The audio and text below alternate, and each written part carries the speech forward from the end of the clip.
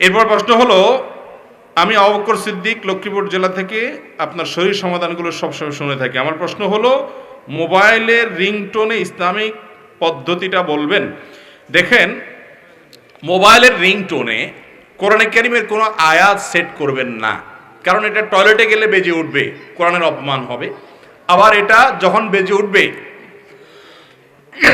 হয়তো আয়াতটা এমন একটা গিয়ে থামছে, অর্থ মিলে নাই, আপনি ওখানে মোবাইলের গলা চিপ দিয়ে আপনি কল করা শুরু করবেন, কথা বলা শুরু করবেন, হবে কি হবে না? তখন আয়াতটা অপূর্ণাঙ্গ থাকবে, এটা কোরআনের সাথে বেয়াদবি হয়। এই জন্য রিংটোন হিসেবে কোরআনে কারিমের আয়াত রাখা জায়েজ নাই। তাই বলে কোরআনে কারিমের আয়াত রাখবেন না দেখে কি মিউজিক রাখবেন? কোনো মিউজিক সেট করা, আমাদের অনেকের মোবাইলের রিংটোন হিসাবে বিভিন্ন গান মিউজিক রাখা আছে, এটা কি না জায়েজ নাই, সরাসর হারাম।